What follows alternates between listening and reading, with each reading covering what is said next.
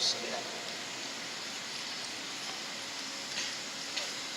bawah tajuk jalan usul kepada Allah Subhanahu wa taala.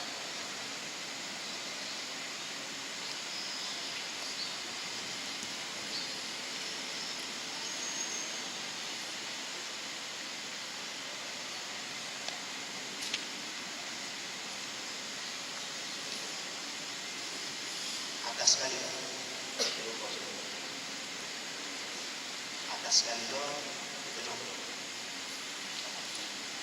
kita ambil Rasulullah 308 tanggapan bawah sekali. Sesungguhnya berjalan di jalan usul kepada Allah adalah sifat orang-orang mukmin yang saleh. Oleh karena itu para nabi dan rasul diutuskan dan kepadanya para ulama serta mursyid menyeru agar manusia meningkat daripada kerendahan kebendaan dan kehaiwanan kepada kedudukan insaniyah dan malakiyah serta mencapai nikmat dekat dan lazat bertinut dengan Allah Subhanahu wa taala. Ini telah pun kita sebut dekat ataupun hampir dengan Allah itu hampir kedudukan seseorang hamba, yaitu nilai hamba di sisi Allah, bukan dekat tempat. Muka surat sebelah pada hakikatnya sekalipun manhaj amali berbagai bentuk dan uslub said serta suluk bermacam-macam jenis mengikut ijtihad dan perubahan tempat serta masa, tetapi jalan hanyalah satu.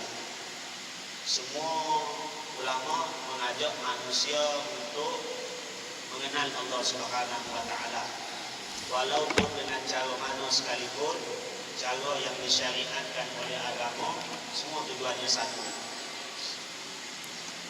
Oleh kerana itulah timbulnya berbagai turuk sufiyah, sedangkan pada zat, hakikat serta jauharnya adalah merupakan jalan yang satu. Jadi nama tarikat banyak, tapi matlamatnya semuanya untuk makrifah kepada Allah Subhanahu wa taala. Kenapa metod mereka ataupun uslub mereka berbeza? Sama juga. Dalam ilmu fiqh kita ada ulama-ulama yang mengistimbatkan hukum berdasar kepada kemampuan mereka. Jadi ulama-ulama ini digelar sebagai ulama mazhab. Imam Abu Hanifah, Imam Malik, Imam Syafi'i, Imam Ahmad bin Hanbal. Dan dalam ilmu tauhid juga ada Imam Abu Hasan Al-Asy'ari, ada Imam Abu Mansur Al-Maturidi. Dan dalam ilmu tasawuf juga ada Imam Junaid, ada Imam Abu Hasan Syadili, dan ada ramai lagi. Jadi masing-masing dengan bidang ilmu masing-masing. Begitu juga dalam bidang hadis, ada Imam Bukhari, ada Imam Muslim, Daruqutni, dan lain-lain lagi. Begitu juga dengan bidang tafsir, ada tafsir Qurtubi, ada tafsir Ibnu Katsir. Setiap ulama berada dalam bidang masing-masing. Dan turuk sufiyah ini berdasar kepada ijtihad ulama-ulama sufi, macam mana cara nak didik manusia, nak didik supaya lebih hampir kepada Allah Subhanahu wa taala, bergantung kepada tempat, bergantung kepada suasana, bergantung kepada individu yang nak dididik. Sebab itu kita tengok Imam Asy-Syafi'i sendiri bila berijtihad, bila berada di Iraq, ijtihad dia lain. Bila pergi ke Mesir, ada beberapa ijtihad dia lain lagi. Dinamakan qaul qadim dan juga qaul jadid.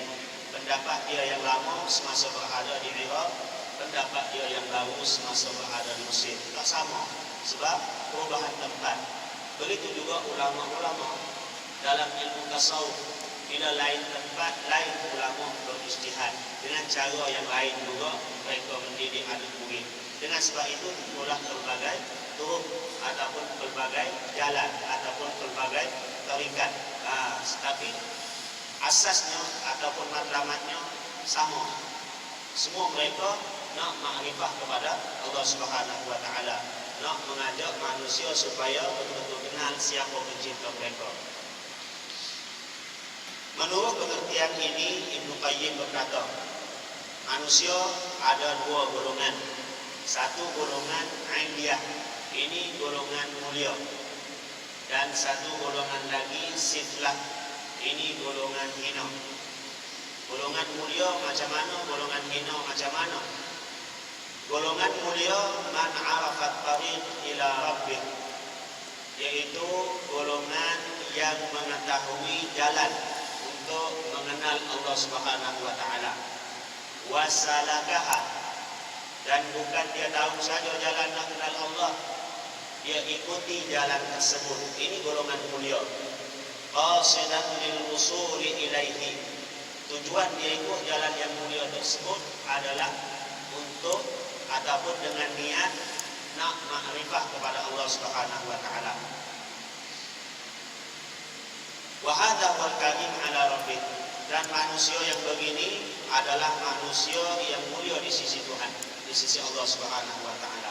Golongan yang kedua, golongan siflah, golongan yang hina, man la ya'rifu tariq ila rabbih, manusia yang tak kenal jalan nak menuju kepada Allah Subhanahu wa taala. Dia tak kenal pun agama Islam, dia tak kenal pun akidah bertauhidkan kepada Allah Subhanahu wa taala. Ini manusia disebut sebagai manusia yang hina. Senang-senang kita hari ini, manusia yang mulia secara umumnya manusia yang beriman kepada Allah.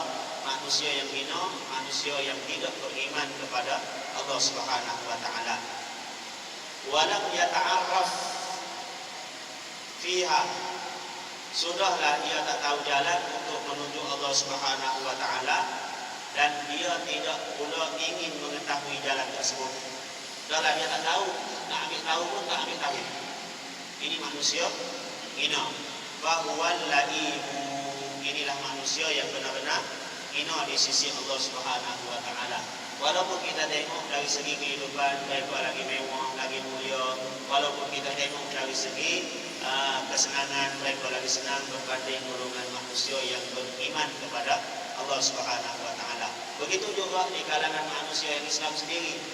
Kita tengok yang bagus imannya, yang baik akhlaknya, jarang yang senang seperti mana yang berada di luar sana, kejar dunia 24 jam, harta banyak, kenderaan besar-besar, kehidupan mewah. Mereka ini tidak semestinya mereka mulia di sisi Allah Subhanahu wa taala. Kadang-kadang manusia yang miskin itu lebih mulia daripada Allah. Ini bergantung kepada sejauh mana manusia kenal Allah Subhanahu wa taala. Lagi manusia kenal, lagi hampir dengan Allah. Lagi manusia kenal, lagi dekat dengan Allah Subhanahu wa taala. Bila lagi hampir, lagi dekat, kita akan jadi manusia yang lagi mulia. Sebab apa? Sebab ada makrifah dalam hati kita, dalam diri kita. Golongan yang tak kenal Allah, dia akan hina di sisi Allah, walaupun manusia pandang mulia. Mereka ini orang yang hina yang disebut oleh Allah Subhanahu wa taala, wa man yuhinillah, sesiapa yang dihina oleh Allah, fama lahu min mukrim, tidak ada lagi orang yang akan memuliakannya. Kalau Allah sudah cakap hina, hinalah dia. Kalau Allah cakap mulia, mulialah dia. Tapi bila Allah sudah menghina seseorang itu, dia tidak akan jadi mulia. Jalan menuju ilahi pada hakikatnya satu sahaja, dia tidak berbilang-bilang. Apa dia jalannya? Agama Islam. Dalam satu syair menyebut, apa saya lupa nama bahasa Arab. Sesiapa yang masuk melalui bukan pintu Nabi Muhammad, dia tidak akan sampai. Apa maksudnya syair ini dalam bahasa Arab? Maknanya sesiapa yang nak mengenal Allah bukan melalui agama yang dibawa oleh Nabi sallallahu alaihi wasallam, dia tidak akan kenal Allah Subhanahu wa taala. Sebab agama yang diredai di sisi Allah hanyalah yang dibawa oleh Nabi kita sekarang ini. Sebab agama lain sudah pun dibesokkan oleh penganut masing-masing. Jadi nak tak nak, agama ini hanya satu yang diterima oleh Allah. Kalau manusia cari lagi agama lain yang tidak diterima, manusia bukan semakin mulia, dia semakin hina. Sebab itulah saya sebut di sini, jalan menuju ilahi pada hakikatnya satu sahaja. Ia tidak berbilang-bilang. Apa yang disebut dalam percakapan sesetengah ulama bahawa jalan menuju Allah banyak dan bermacam-macam bentuk, ini kerana Allah menjadikan persediaan manusia berbagai jenis dan tidak sama antara seorang dengan seorang yang lain. Ini sebagai rahmat dan kelebihan daripada Allah. Memang benar ia tidak menafikan apa yang disebut tentang kesatuan jalan tersebut. Banyak jalan ini ulama sebut merujuk kepada ajaran agama Islam. Satu jalan merujuk kepada agama Islam. Jadi satu jalan saja kita nak mengenal Allah Subhanahu wa taala, iaitu melalui jalan agama Islam. Itu maksud satu jalan. Kalau sebut banyak jalan ataupun banyak cara kita nak mengenal Allah, di dalam agama Islam ni macam-macam amal ibadat, semuanya menjadikan kita semakin makrifat kepada Allah. Jadi boleh juga sebut satu jalan tapi Islam. Boleh juga sebut banyak jalan tapi ajaran di dalam agama Islam. Nah, ada baca Quran, ada sembahyang, ada berzikir, ada bertaubat, macam-macam, ada bersyukur. Jadi mana-mana lorong yang kita lalui, mana-mana jalan yang kita lalui, itulah jalan untuk kita hampir kepada Allah, untuk usul kepada Allah. Sebagai penjelasan dan penerangan mengenainya, maka ketahuilah anna tariq wahidatun jami'atun, sesungguhnya jalan itu adalah satu yang menghimpunkan, jami'atun kulla ma yurdillah azza wa jalla, itu satu yang menghimpunkan semua perkara yang menyebabkan Allah redha kepada kita. Jadi semua jalan yang bercabang-cabang tadi dihimpunkan menjadi satu. Apa dia? Semua jalan yang menyebabkan Allah redha, itulah jalan untuk makrifat kepada Allah. Wa ma yudihi muta'addidun mutanawwi'un, apa yang diredai oleh Allah itu ada macam-macam jenis, ada berbagai jenis. Fajami'u ma yudihi, maka semua apa yang diredai oleh Allah, fariqun wahidun, dikira sebagai jalan yang satu. Maknanya walaupun banyak perkara yang kita nampak, semuanya untuk mencapai redha Allah. Apa tujuan kita sedekah? Nak capai redha Allah. Apa tujuan kita salat? Untuk capai redha Allah. Apa tujuan kita belajar? Semuanya mencari redha Allah Subhanahu wa taala. Jadi semua lorong-lorong ataupun jalan-jalan yang kita belajar, apa-apa saja semuanya nak cari redha. Kalau menjauhkan kita daripada redha Allah Subhanahu wa taala, itu bukan jalan makrifat. Itu jalan menjarakkan lagi kedudukan kita dengan pencipta kita, bukan semakin dekat tapi semakin jauh. Keredaan Allah juga berbilang-bilang dan berbagai jenis mengikut masa. Bila? Macam mana ni? Keredaan Allah juga berbilang-bilang dan berbagai jenis mengikut masa, tempat, individu dan keadaan tertentu. Masa bila? Masa kanak-kanak lain, masa kita tua lain, masa kita buat maksiat lain, masa kita bertaubat lain. Jadi apa situasi kita, kondisi kita, masa ini yang menentukan cara untuk kita mentaati Allah Subhanahu wa taala. Sebelum kita melakukan dosa, terjebak dengan dosa, apa perintah Allah Subhanahu wa taala? Perintah jangan buat dosa. Itu masa sebelum melakukan dosa.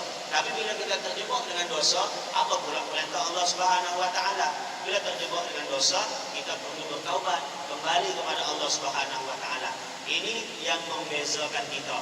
Tapi mana-mana situasi, mana-mana jalan, bila-bila masa sekalipun kita diperintahkan mendekatkan diri kepada Tuhan. Jadi walaupun masa berlainan, tempat berlainan, kita di masjid, apa cara untuk kita mendekatkan diri kita dengan Allah?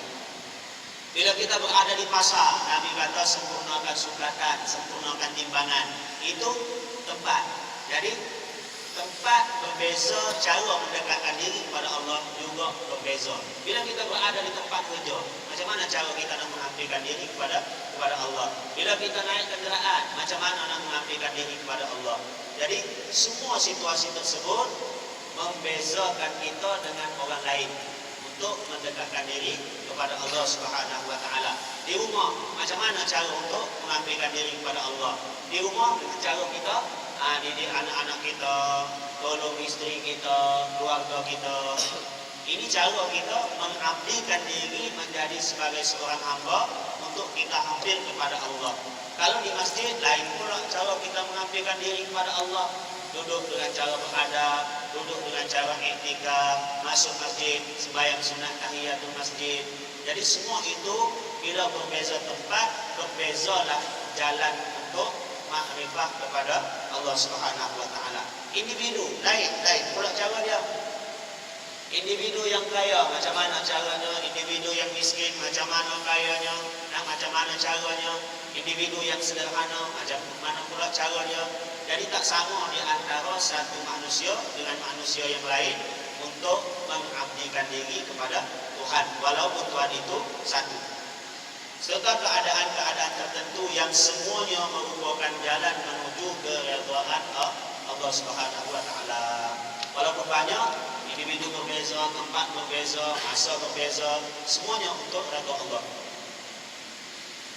Jalan ini dijadikan oleh Allah kerana rahmat dan hikmahnya yang terlalu banyak dan berbagai-bagai mengikut perbezaan, persediaan dan penerimaan seseorang hamba. Jika dia menjadikannya satu jenis sahaja sedangkan pemikiran, akal dan juga kekuatan persediaan berbeza, nescaya tidak akan melalui jalan tersebut melainkan seorang demi seorang.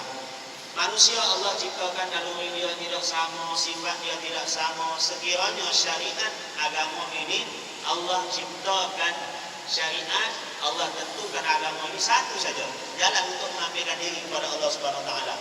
Contohnya apa dia? Solat. Allah jadikan solat satu saja cara nak ambilkan diri kepada Allah Subhanahu wa taala.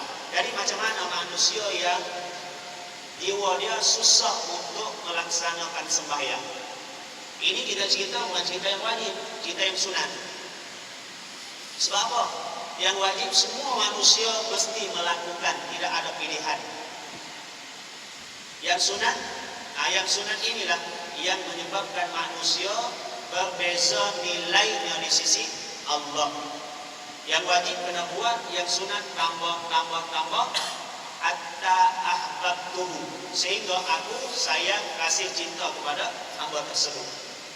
Inilah menjadikan manusia ini hampir kepada Allah. Kedudukan wilayah seseorang hamba ini akan jadi semakin dekat dengan Allah Subhanahu wa taala kerana melakukan yang Allah suruh dan melakukan lebih lagi daripada perintah Allah Subhanahu wa taala, iaitu dengan melaksanakan yang sunat. Jadi dengan cara ini, kalaulah satu saja yang Allah perintahkan kepada kita, macam mana orang-orang yang tidak berada pada situasi ini?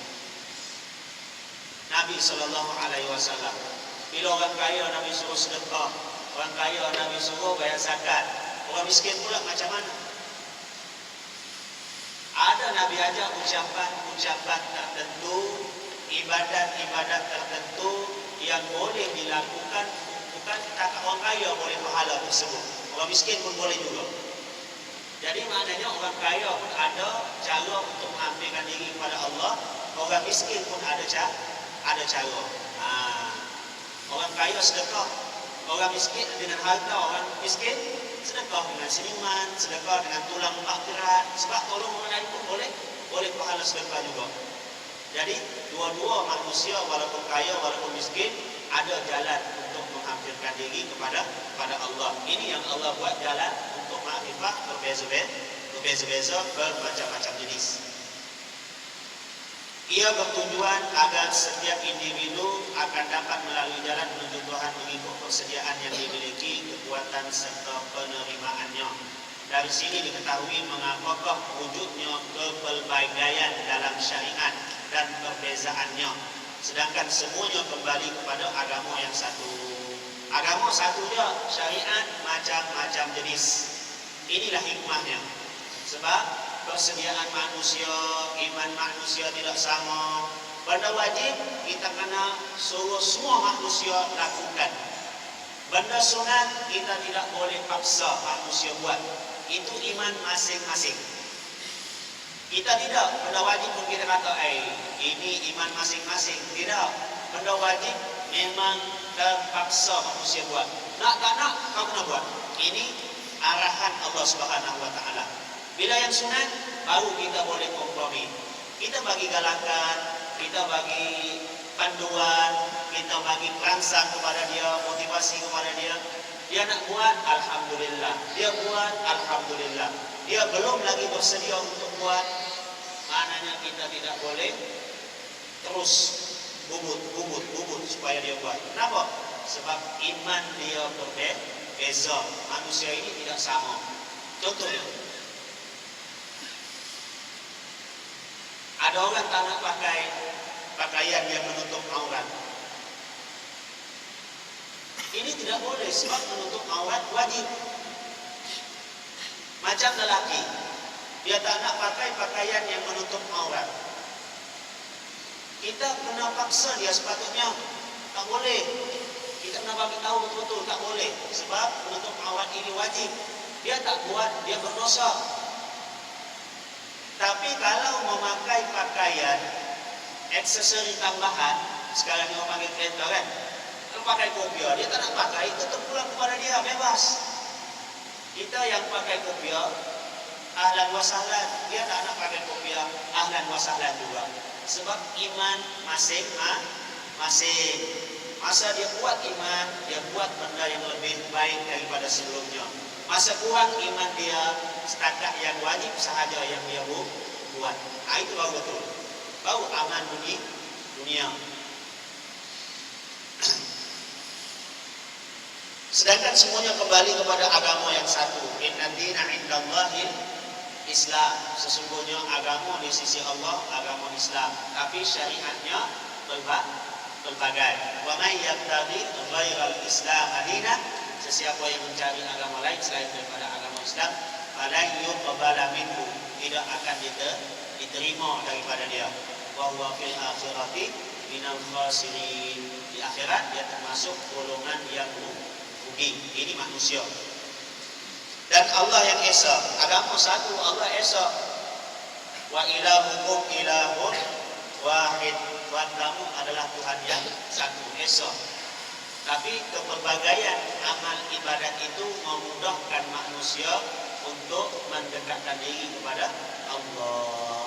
Jadi lagi banyak amalan yang Allah syariatkan kepada kita, lagi senang kita nak kenal Allah Subhanahu wa Ta'ala. Tegasnya, rijal-rijal tasawuf telah mengambil berat dengan belakangkan tanda jalan tersebut. Ada cara-cara nak ma'rifah, nak usul, memperincikan tahap kedudukan, maqamat serta wasilah perjalanan menujunya. Ulama-ulama tasawuf sebut satu-satu di dalam kitab-kitab kaum, kitab-kitab golongan sufi, macam Risalah Al-Qusyairiyah, ada satu-satu. Macam mana Maktabat Sabar. Jadi Raja Khawf, satu-satu sudah dijelaskan untuk ma'rifah. Abu Bakar Al-Qattani dan Abu Al-Hasan Al-Ramli rahimahumullah ta'ala berkata, kami berdua telah bertanya Abu Sa'id Al-Kharras, kata kami, ceritakanlah kepada kami tentang jalan pertama yang perlu ditempuhi untuk menuju kepada Allah Ta'ala. Jadi mula-mula nak mengenal Allah Subhanahu wa Ta'ala, apa dia? Jawapan beliau pertama sekali ialah at-taubatu.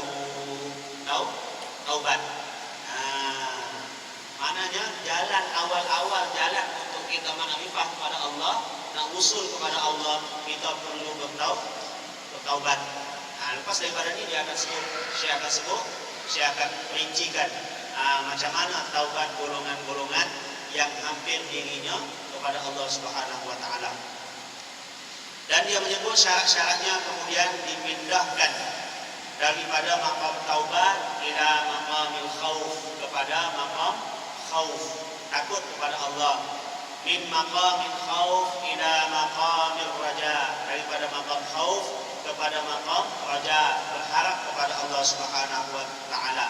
Wa min maqamir raja ila maqamis salihin, meningkat lagi daripada maqam raja kepada maqam salih, dan dari maqam salihin ila maqamil muridin, daripada maqam salihin kepada maqam muridin. Wa min maqamil muridin ila maqamil muti'in, daripada maqam muridin kepada maqam muti'in, orang yang taat, daripada maqam muti'in kepada maqam mushtaqin, muti'in kepada maqam muhibbin, pencipta dulu. Dari maqam muhibbin kepada maqam mushtaqin, perindu. Dari maqam mushtaqin kepada maqam aulia, wali-wali Allah. Dan daripada maqam aulia kepada maqam muqarrabin, orang yang hampir dengan Allah Subhanahu wa taala. Maknanya dipindah dari satu maqam kepada satu maqam yang lain, daripada satu situasi hati kepada satu situasi hati yang jauh lebih tinggi daripada yang sebelumnya. Mereka menyebut 10 syarat bagi setiap maqam. Nak menyempurnakan satu maqam kena melalui tahap-tahap dia dulu. Ada syarat-syarat dia.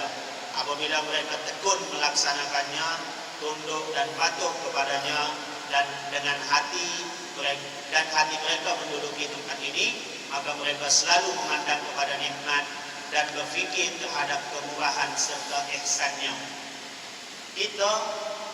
Kalau kita tengok nikmat Allah, kita akan banyak bersyukur pada Allah Subhanahu wa taala.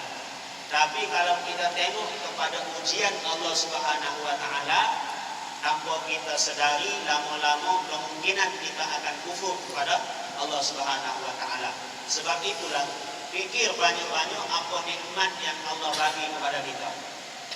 Di samping kita fikir ujian bala yang Allah kurniakan kepada kita juga, fikir nikmat Allah lepas satu, lepas satu. Fabi ayyi ala'i rabbikuma tukadziban. Maka dengan nikmat apa-apa yang kamu berbuat dustakan. Banyak sangat nikmat yang Allah kurniakan kepada manusia. Tak mampu kita nak hitung. Siapa yang bagi nikmat kepada kita sebenarnya? Allah, bukan manusia. Cuma melalui perantaraan manusia sahaja. Macam kita, Allah kurniakan rezeki kepada kita. Sebelum kita kahwin ada rezeki kita. Selepas kita kahwin lagi banyak rezeki kita. Selepas kita dapat zuriat lagi banyak rezeki kita. Sebenarnya rezeki kita dikurniakan oleh Allah Subhanahu wa taala, kadang-kadang direct kepada diri kita, kadang-kadang melalui orang lain. Melalui siapa? Kadang-kadang melalui isteri kita, kadang-kadang melalui anak kita, kadang-kadang rezeki anak-anak kita, isteri kita melalui kita juga. Datangnya sebenarnya daripada siapa? Daripada Allah Subhanahu wa taala. Nikmat ini kalau kita punya fikir, terlalu banyak Allah bagi kepada kita. Nikmat sihatnya. Kadang-kadang orang kaya tapi sakit. Kadang-kadang orang banyak duit tapi kereta selalu rosak. Kita tak rosak kereta sebab kita guna basikal. Kita guna motor. Nak rosak kereta macam mana kan? Tapi alhamdulillah Allah kurniakan nikmat kepada kita. Sihat pun nikmat, tenang pun nikmat, hidup berkeluarga pun nikmat. Kadang-kadang orang Allah uji dengan keluarga. Dia dapat hidup senang, tapi keluarganya bermasalah. Ini pun ujian juga, tak tenang juga hidup kita. Kita miskin, tapi alhamdulillah Allah kurniakan kita keluarga yang harmoni. Apatah lagi kalau kita ada rezeki yang lebih, kaya tapi keluarga kaya juga. Dengan anak bina, kaya juga dengan akhlak, kaya juga dengan kasih sayang. Itu adalah rezeki di atas rezeki yang Allah kurniakan. Jadi banyak-banyak kita syukur. Tapi kalau kita fikir ujian lepas satu, ujian lepas dua, ujian lagi tiga, lepas tiga, empat, kita rasa macam kita je dibagi ujian oleh Allah Subhanahu wa taala. Kita rasa kita je susah. Padahal ujian itu 5 tahun lepas, kemudian baru datang tahun ini, kemudian bulan ini lagi datang. Benda tu memang lama sudah. Tapi nikmat hari-hari Allah bagi kepada kita.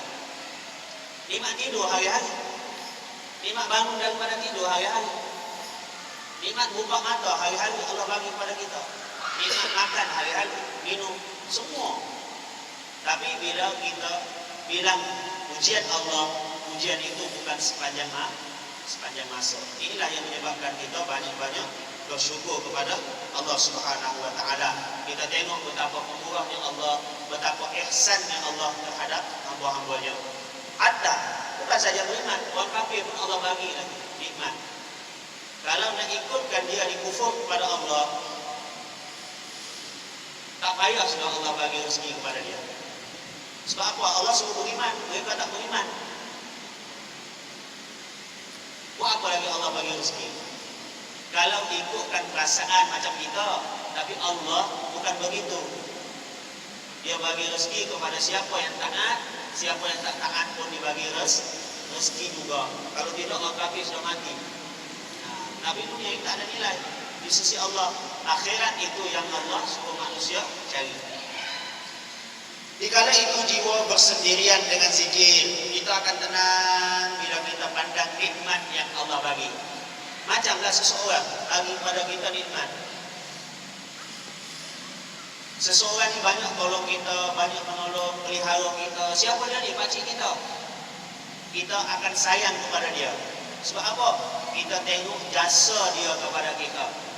Tapi cuba kalau kita fikir rotan yang dia rotan kita itu, umur kita 13 ke 8 tahun ke, dia rotan kita untuk mendidik itu. Kita rasa sakit betul-betul, kita kata, apalah pakcik, tak sayang anak buah ke. Rotan sampai membekas. Kita pun fikir, anak-anak sekarang ni macam-macam dia fikir. Mau lagi daripada rumah lah. Dia macam-macam perkataan keluar daripada mulut dia terhadap ibu bapa yang didik dia, pakcik-pakcik yang didik dia. Kalau dia fikir perbuatan satu saja daripada seseorang yang buat tak elok kepada kita, pada pandangan kita, padahal pakcik tadi nak didik kita. Kalau kita fikir perbuatan dia tu, kita akan rasa marah betul pada dia. Walaupun satu perbuatan yang dia buat untuk kita, kita akan melupakan jasa dia daripada kecil dia pelihara kita sampai kita besar, umur 13, 15. Itu kalau kita fikir perbuatan yang dilakukan oleh dia kepada kita.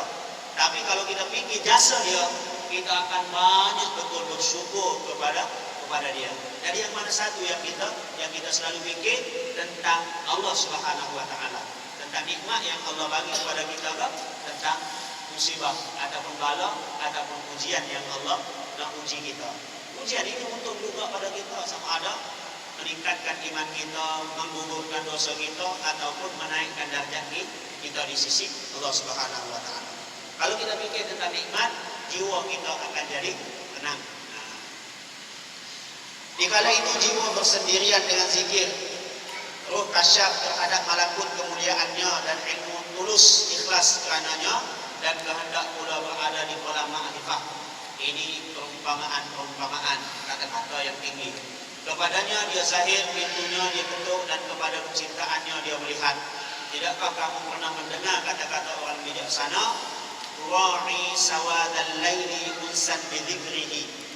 Aku menjaga kegelapan malam dengan jinak mengingati Allah Subhanahu wa taala, dengan sembahyang tahajudnya, dengan ibadat-ibadat yang lainnya. Wa syauqan ilaihi, dan rindu kepadanya. Ghaira mustakrahis sabri, melainkan dipaksa saja bersabar. Kalau ikut kerinduan, terlalu rindu pada Allah Subhanahu wa taala. Ini kata-kata penyair ini. Tapi paksa saja supaya sabar. Sebab itu ulama kadang-kadang dia menunggu-nunggu kematian, tidak sabar-sabar. Sebab dia ingin bertemu dengan kekasih. Tanpa kematian manusia tidak akan dapat bertemu dengan Allah Subhanahu wa taala. Dengan sebab matilah yang menyebabkan kita dapat bertemu dengan kekasih kita, yaitu Allah Subhanahu wa taala di syurga. Tanpa kematian kita tak akan dapat bertemu secara nyata melihat Allah Subhanahu wa taala. Walakin sururan daiman wa ta'arrada, akan tetapi aku sentiasa gembira berdiri di muka pintu. Maknanya sentiasa bersedia untuk bertemu dengan Allah Subhanahu wa taala melalui amal-amal ibadat yang diperintahkan. utamanya kewajiban dan juga larangan. Kewajiban dilakukan, larangan ditinggalkan. Wa qar'an li babi rabbi dzil 'izzi wal fakhri, dan sentiasa mengetuk pintu Tuhan yang mempunyai keagungan dan kemegahan. Maknanya sentiasa menunggu-nunggu untuk bertemu dengan Allah Subhanahu wa taala, mencari redha Allah. Jadi manusia yang begini hatinya akan menjadi hati yang tenang. Keadaan mereka sentiasa dekat dan tidak jauh, kedudukan mereka diangkat dan tidak dijatuhkan. Hati mereka disinari cahaya agar mereka melihat kepada mulki andin, dan di situ mereka diami syurga. Mereka terpinga nikmat dengan Tuhan yang mereka sembah, kerana tidak ada nikmat bila berada dalam syurga selain daripada nikmat melihat wajah Allah Subhanahu wa taala. Nikmat syurga akan hilang nikmatnya bila dapat ru'yatullah, melihat Allah Subhanahu wa taala. Kita ahli sunnah di syurga aja dapat melihat Allah. Di dunia tidak dapat kecuali dengan mata hati. Mereka terpinga nikmat dengan Tuhan yang mereka sembah, merasa bangga dengan Tuhan yang mereka cukup dengannya, yang kita sebut hasbunallahu wa ni'mal wakil. Cukuplah bagi kami Allah, dan dialah sebaik-baik tempat berlindung. Mereka duduk dan tidak beredar serta mendiami tempat itu tanpa meninggalkannya. Mereka itulah aulia dan orang yang benar-benar beramal. Mereka juga orang yang suci bersih serta dekat dengan Allah. Kemana mereka pergi, mereka aman, mereka mulia di kamar, dan di situ mereka tinggal dalam syurga yang telah ditentukan oleh Allah Subhanahu wa taala. Itulah sebagai balasan ataupun ganjaran terhadap apa yang mereka telah lakukan, apa yang telah mereka amalkan di dunia ini. Seperti mana, maka lakukanlah seperti mana yang mereka lakukan, beramallah seperti mana yang mereka telah beramal. Ini gambaran bahawa manusia begitu damai, begitu tenang bila berada di syurga Allah Subhanahu wa taala. Lebih-lebih lagi apabila melihat zat Allah. Seseorang yang itu mesti bermujahadah melawan nafsu, sentiasa berzikir, muraqabah, musyahadah, muhasabah, serta berkhalwat. Khalwat sama, supaya mampu merentasi kepayahan perjalanan serta mampu menyeberangi maqam-maqam tersebut. Nak usul, nak ma'rifah, nak masuk syurga bukan senang. Kena berusaha, kena merentangi halangan-halangan hawa nafsu. Usul kepada Allah tidak akan dicapai dengan minat serta angan-angan sahaja. Orang tanya nak masuk syurga, nak, tapi sembahyang tidak. Itulah perasaan manusia. Nak masuk syurga, nak, tapi tidak taat kepada kedua orang tua. Nak masuk syurga, nak, bila tiba bulan Ramadan, puasa juga ditinggalkan. Ini perasaan manusia. Itu namanya angan-angan. Nak masuk syurga tanpa amalan. Ada seorang manusia, seorang tua ini cerita melamun dahulu. Bila nak masuk tandas, diminta bayaran, dia menangis.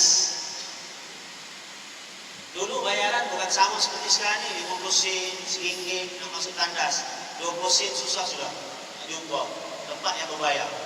Sebab air pun dibayar, pencuci tandas pun, cleaner kena bayar, masuk tandas pun disewa bulanan dengan majlis perbandaran ke apa-apa. Nak masuk tandas kena bayar, dia menangis, keluar air mata dia. Jadi yang menjaga tandas dihibur. Sudahlah orang tua bila minta supaya bayar, menangis keluar air mata. Dia pun kata, pakcik, kalau pakcik tak ada duit masuk je, tak payah bayar. Jadi dia geli kepala. Jadi anak tadi serba salah. Dia berpusing seolah-olah tak mau masuk tandas. Jadi adik tu tanya, adik tu bagi tahu, masuklah pakcik. Dia berdiri, adik tu tanya, dia kata, kenapa pakcik menangis? Dia kata, aku teringat seandainya tempat yang begitu kotor ini pun perlu kepada bayaran, apakah syurga Allah boleh masuk dengan percuma? Tandas pun kena bayar. Takkan masuk syurga sia-sia saja tanpa amal ibadat. Tandas ni tempat macam mana? Baunya, tempat buang najis. Tak ada orang nak duduk lama-lama dalam tandas. Kecuali menghabiskan puting je. Sebatang. Yang lain, lepas buang, dia keluar terus. Sebab tempat yang tidak mulia, tapi kena bayar. Nak masuk tempat mulia agak-agak free kan? Cuma kena beramal ibadat. Maknanya syurga Allah jauh lebih mulia. Usul kepada Allah tidak akan dicapai dengan minat serta angan-angan sahaja, tetapi memerlukan pertama iman dan takwa, benar dalam niat dan ikhlas dalam mengejar matlamat. Buat sesuatu dengan ikhlas. Yang kita belajar dulu, pertama sekali, kun shadiqan. Perlu jadi seorang yang shadiqan, benar. Niat kita kena benar, matlamat kita kena benar, kena jujur. Belajar untuk apa? Kalau belajar untuk berdebat dengan orang lain, bagus tak payah belajar. Belajar supaya orang cakap kita alim, bagus tak payah belajar. Sebab apa? Dia menjauhkan kita daripada Allah. Ayat itu bukan kata tak payah mau belajar lebih baik daripada belajar, tidak. Tapi belajarlah, tapi jadikan diri kita ikhlas. Nanti Ustaz kata tak payah belajar, cepat kenapa juga. Ustaz kata baguslah kita belajar.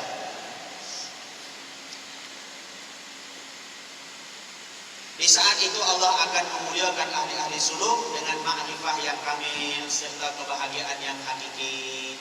Di mana saja kita berada, berhajat kepada ikhlas. Semua.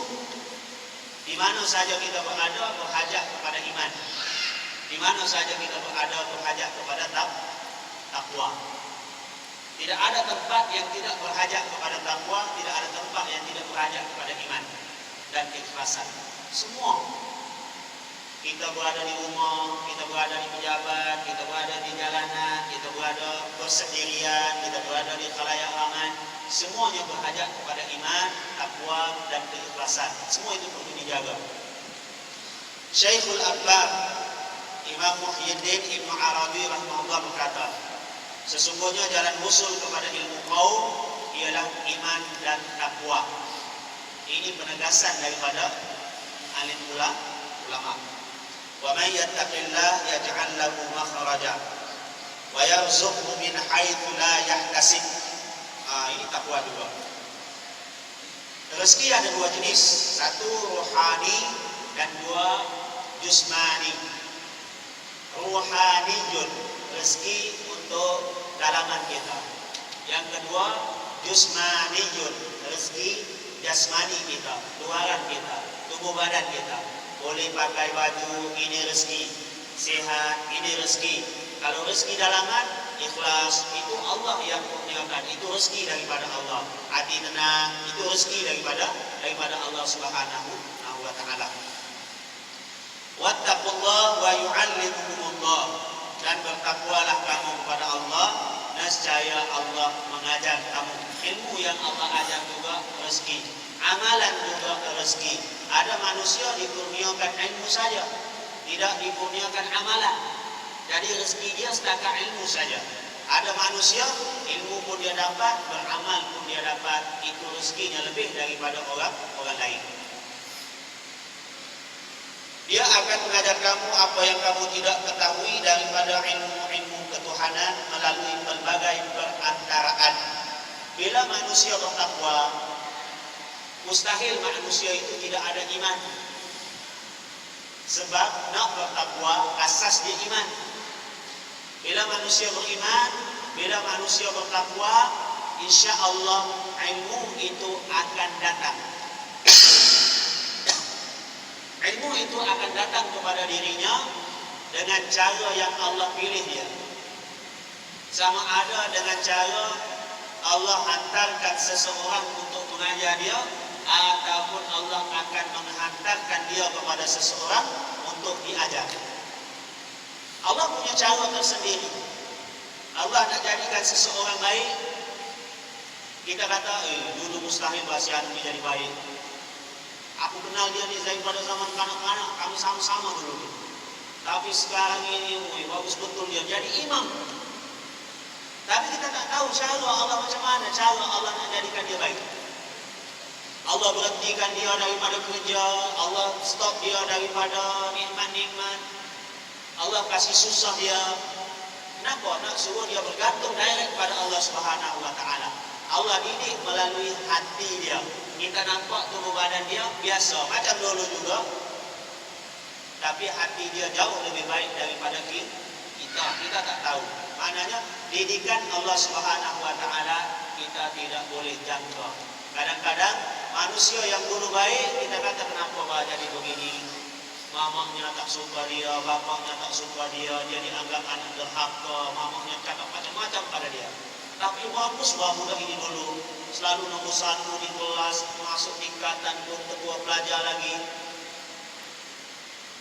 Kita tak tahu manusia ini Allah nak ajar dia macam mana. Bergantung kepada iman dia dan takwa dia. Lihat betapa ramai manusia yang tidak bagus zaman muda, tapi zaman tua dia macam mana. Allah pilih dia untuk jalan kebaikan.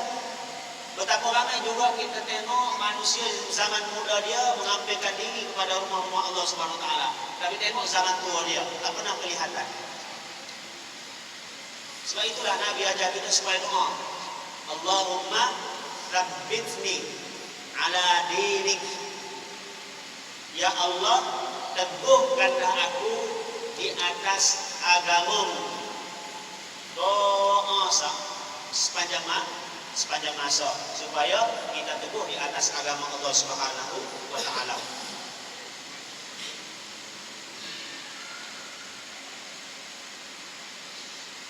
Daripada kata-kata Syekh Muhyiddin telah jelas bahawa manusia tidak mungkin berjalan menuju Allah Ta'ala melainkan dengan iman yang sahih, akidah yang mantap, hati yang menjaga batasan Allah, amalan yang berpandukan syariatnya dan akhlak terpuji yang diteladani daripada Nabi ataupun Rasulullah sallallahu alaihi wasallam.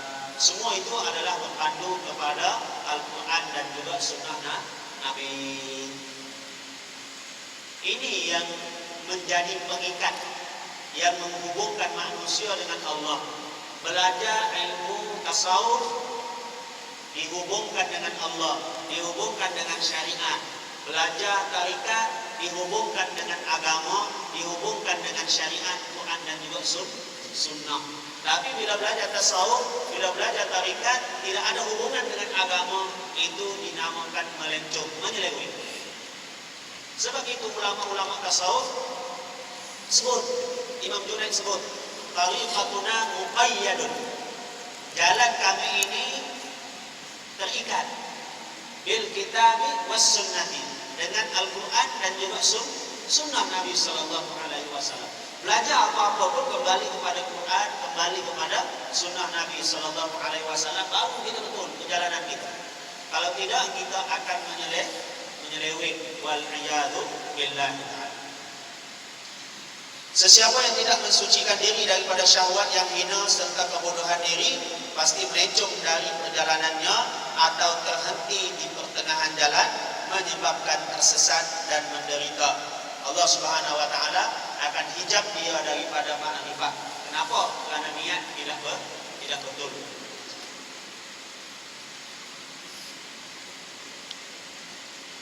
Panjang lagi. Mana berhenti? Berhenti sini kan? Mana-mana saja. Masuk lagi insyaAllah. Sinilah ya. Bismillah. Jadi agama Islam kita ini tidak boleh tinggalkan Quran, tidak boleh tinggalkan sunnah. Kita belajar tafsir Al-Quran, mesti sunnah, mesti kata-kata alim ulama. Kita belajar tasawuf, Quran sunnah, kata-kata alim ulama. Kita belajar ilmu hadis apapun, tak lari daripada pendapat alim ulama. Walaupun kita sebut nak kembali kepada Quran, kembali kepada sunnah Nabi. Kerana Quran dan sunnah Nabi ini dibawa oleh alim ulama. Sebab itulah Nabi sebut, agama ini, ilmu ini diangkat dengan sebab matinya orang alim. Kalau agama boleh diambil daripada buku hadis, kalau agama boleh diambil daripada Quran, terjemahan Quran, tafsir Quran, Allah tidak akan cakap dia angkat ilmu ini biqabdil ulama, dengan mematikan para alim ulama. Allah akan cakap dia angkat ilmu ini dengan mengangkat Al-Quran dan juga mengangkat hadis. Tak ada sudah Quran, tak ada sudah hadis, maka hilanglah ilmu. Tidak. Tapi Allah akan angkat ilmu biqabdil ulama, dengan cara mematikan alim ulama. Betapa ramai manusia yang meninggal tahap dia sebagai alim ulama, manusia yang hampir dengan Allah, sampai hari ini tidak ada penggantinya. Agak-agak kita ada pengganti. Guru-guru pondok di Semenanjung, Dr. Wahbah Zuhaini meninggal, Syekh Ibrahim Salqini, tidak ada pengganti. Seakan-akan kita merasakan bila perginya seorang alim ulama, ilmu itu dibawa bersama-sama mereka. Sebab tidak ada pengganti. Mungkin Allah akan lahirkan pengganti, tapi kehilangannya tetap juga dirasai oleh kita. Ilmu itu tidak semua disampaikan kepada anak murid dia. Kemungkinan dia sampaikan banyak, tapi yang dipahami mungkin tidak sama dengan apa yang dia pahami. Maknanya ilmu ini sedikit diangkat oleh Allah Subhanahu wa taala tanpa kita sedari. Jadi kalau kita sentiasa berdamping dengan orang yang alim ulama, maknanya warisan ilmu yang diambil daripada warisan nubuwah daripada Nabi sallallahu alaihi wasallam, kita pula akan dapat. Jadi dampingilah para alim ulama sebelum mereka meninggal dunia. Sebab bila mereka meninggal dunia, tak ada sudah ilmu yang mereka curahkan kepada kita, melainkan yang ditinggalkan melalui kitab-kitab penulis tulisan. Jadi setakat malamnya belum mau ke atas.